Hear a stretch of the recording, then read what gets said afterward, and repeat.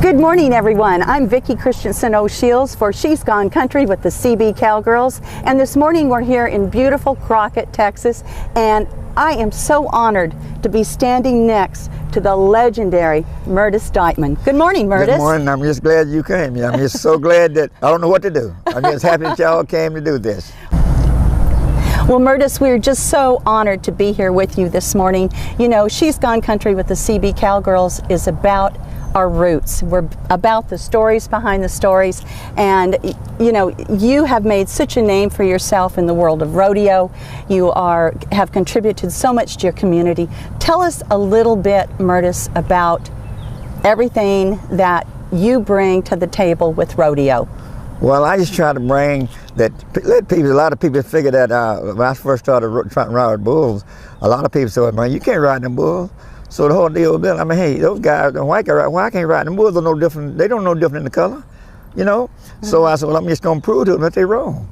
So I bared down and tried, and guys like Willie Thomas, Freddie Gordon, all they helped me, and they were working for the stock contract, and they had a job, but they riding bulls in Houston, and they go back to work. So they helped me get started. So I said, well, as long as y'all, and Cash, he helped me. I said, man, if y'all can help me get started, I said, I can make it. So they took care of my little family. They were working, I wasn't working, I was rodeoing. And so for my own while I needed some money, they'd give us some money, you know. It was a good life for me. And you take like Larry Mahan, Bobby Berger, Jim Shoulders, all them, and they had airplanes. So I drive to a place, and man, I'd be tired, and they said, Myrtis said, where you going next week? I said, man, I don't know. I said, I got to rest a little bit before I'll be able to go anywhere, you know. They said, man, why don't you just leave your car here for 2 or 3 weeks, come go with us, and we'll bring you back in 2 or 3 weeks to pick your car up. I wasn't worried about what they could do to me. That wasn't even my problem. My problem was on ride bulls. Man, I jump in the airplane with them, we be flying around, man, y'all look down, I see them wild hogs and dogs, and I said, man, all they got to do is kick me out. My mother, none of them never know where I was. But they did, and that's the kind of people I with. They did, they took me and took care of me and brought me back. Right. Well, you know, Myrtis, being the first black American cowboy to ever ride at the National Finals Rodeo, and you went there 7 consecutive trips. Yes. And what an honor. And, you know, and the accolades just keep racking up. I mean, you're a member of the National Cowboy Hall of Fame, the Texas Cowboy Hall of Fame, the Cowboys of Color Hall of Fame.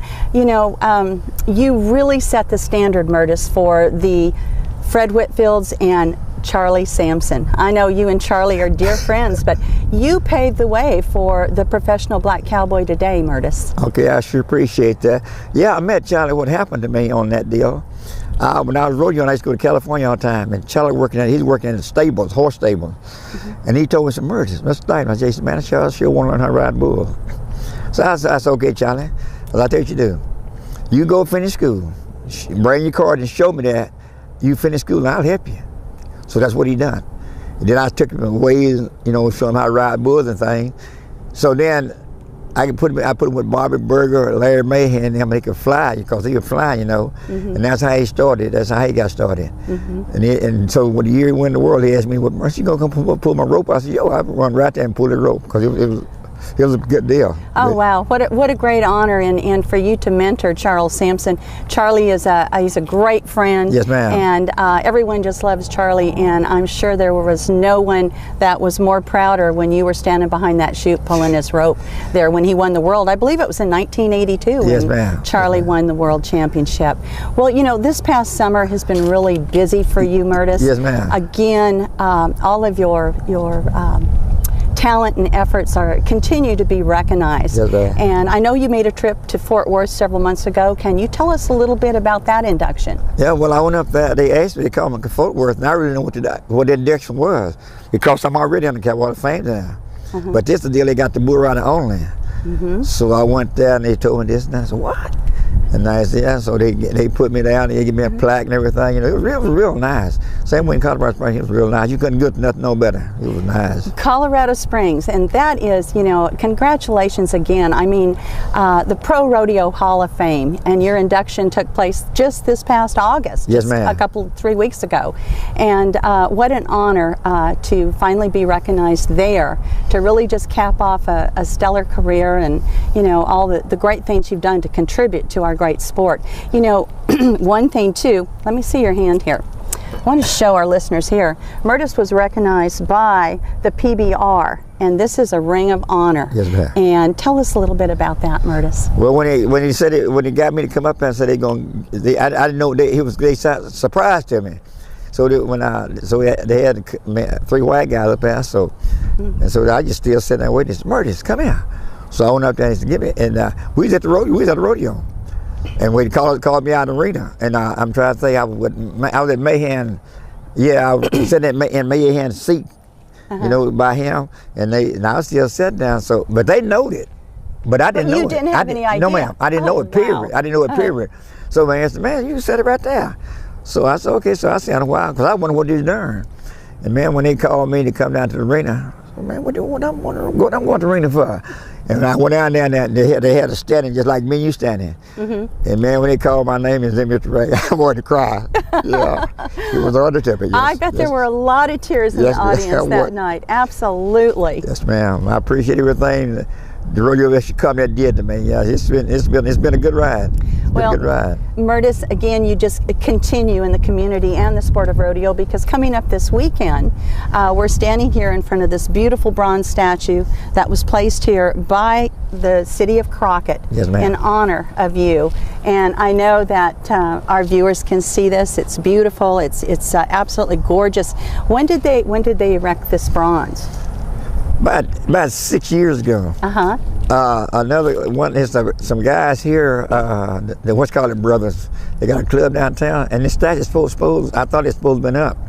But when I saw one of them, he said, "Myrtis," he said, "how the statue?" I said, "I ain't seen the statue." He said, "What?" He said, "Man, give me a couple of days." And he called me and said, "Man, that statue's gonna go up not next year, it's going up this year." And he got it going. And then, of course, this weekend is a huge celebration here in Crockett. And again, it's all about Myrtis, and that is the Myrtis Dightman Hall of Fame Rodeo. And lots of great events planned, big trail ride. Oh, trail ride. Tell us about the trail ride. Well, you know, the city of Crockett, they recognized me, you know. So what happened, I went up and asked I used to start trail out at my place. But now I'm going to do it all right here at the rodeo pen. So I went up to ask them about how could I go to the rodeo trail. So the city of Crockett, I went to the courthouse, and so the lady, she knew me real good. And she said, "Mr. Dightman." I said, "Yeah." She said, "What you doing up here?" That's when I need to come here and see about getting my permit thing for my trail ride. She said, "This is your day. So you don't need nothing, you just need to come." And she gave me a printout on the laws already, everything already blocked for me. And so I'm going this year. I'm going back around by the old folks' home on the loop around here. I used to, when I first started, I used to go by the St. Cecilia building, but then I kind of got away from it. But now I'm going back by there. I went by the other day and told them old people just as happy. "Whoa, Mr. Dightman, you coming back by? Mr. Dightman, please come back by." I go by there and I get by close as young, maybe to that deal there from them. You know, they just said that I would stop by and talk to them a few minutes. Then we move on down to the next one. And they just overjoyed waiting for me to come through there. You know, Myrtis, your heart is so huge, and and all the things you do to help in the community. I know that you have a lot of events here this weekend coming up for the youth as well. Yes, ma'am. I got a sheep. I got the one for the kids to ride the sheep. We got bell buckle thing for them too, and a lot of little calf riding, whatever they want to do. We try to help the youth see what they want to do. You know, try to get them out in the streets, show them you can do something else. You can do something better than that. Look at me, I come up out there something better than going to the street. And like I said, I've been all over the world 3 or 4 times. I've never been in a fight. I've never been argued, never been in jail in my life. Well, you know, Myrtis, coming from a rodeo family, Yes, you know, ma'am. and my own family, of course, my daddy passed on about 10 years ago. Yes, ma'am. But I spoke with my brother before we drove down here, and he said, tell Myrtis hello. And he said, I remember Myrtis. He rodeoed up here in the Northwest. Myrtis was so much fun, always a gentleman, and he had a heart this Yes, big. ma'am. And you continue to do that. Yes, ma'am. You know, I want to talk to you, Myrtis, a little bit about, first of all, tell us about Cheyenne. I mean, you won a lot of major rodeos back in the day when you were going, but you were champion of the Cheyenne Frontier Days. I think that was the best one, man. Cheyenne, I won Houston, but Cheyenne, I didn't think I was going to do it. You know, I really wanted to do it, but he said, man, is they going to let me do this? They're going to let me do it. And that's how I draw the good bull. And I win in Cheyenne, man. I brought tears to my eyes. Right. Yeah, Oh, wow. Well, you know, the rodeo family, the history behind rodeo, we are one entire family. Yes, and ma'am. it matters not where we come from, what color our skin is. Yes, and, you ma'am. know, the rodeo family embraces the rodeo family. And just so absolutely thrilled, Myrtis, to finally meet you in person and to get this chance to visit with you this morning. Now, I know, you know, you were in movies. I mean, Yeah. you were in J.W. Coop. Robertson. Yeah, Yes, with Dale Robertson and Bonner. Junior Bonner. Junior Bonner, and you ma'am. actually portrayed yourself in Junior Bonner and ma'am. rode there. And again, that was a first for Yes, ma'am. you Black know, American. for a Black American professional cowboy. And- One particular memory, Myrtis, and I know you have many, and it's hard to just grasp one. But could you share with our viewers one memory that stands out above in your mind and that you will always have that one there first? In the movie, well, one thing happened in the movie, you know, what really, what he wanted, I loaned him my bull rope to ride a bull. And so he brought my rope back, and I said, well, so me and him were walking by the bar. He looked up, he said, Myrtis, I said, come on, let's go have a drink. I said, no. I kind of looked at the bar, I said, no. He said, oh, come on. We walked on in the bar, and the lady set us down. So he ordered beer, and I ordered beer. So after I got, he said, man, I'm gonna get another Myrtis. He said, you want? I said, well, I don't care. I'll drink one more with you. So I said, just excuse me a minute. So I got up and went in the bathroom. There were three guys sitting over there. I kind of watched. They was kind of looking at me like I had no business sitting there, you know. So they didn't say anything. So now I got up and went in the bathroom. And when I got up, went in the bathroom about 2 minutes out there, all of them come there and jumped on me. You know, so I hadn't made it back. So Clay Robertson, he knows something wrong, so he come down. We all got to fighting in the bathroom, and so after we got the whooping guys, so the bartender thing come in. So they said, "What's going on?" So I don't know. I said, what's wrong with that guy there? He said, "Oh, he just washing up." And the commode just washing up. It was a good movie. I appreciate it. Yes, ma'am. I like that movie. Dale Robertson was quite a ma'am. character. Yes, ma'am. Okay, your favorite rodeo memory, Myrtis, from the days, you know, whether it was flying with Donnie Gay and Bobby Berger, or favorite rodeo memory? I want to say Cheyenne, Wyoming, and Calgary. Yeah, that was my best one. I love Canada. Yes. Yes, ma'am. I used to go there, and I know one time I flew in there on a commercial airline, and every time you go there, it'd be snow on the ground, you know. So I flew down one year, and there wasn't no snow on the ground. So when the lady come up and said, well, fasten your seatbelts, get ready for the landing at Calgary. And I just happened to look out the window. She said, Mr. So you got to put your seatbelt on. I said, ma'am, this ain't Calgary. Because to me, I thought Calgary had ice. Yes, every time I've been there, it's been snow. She said, no, this is Calgary. So I kept looking. I said, well, when it flew on over, well, then I know it was Calgary. Because back in the days, when the plane get ready to leave Calgary, well, they touch a button at the rodeo pen. So all the bleachers just turn around like this, and the plane just take up. Wow. And then the bleachers come back in. They didn't see in the rodeo.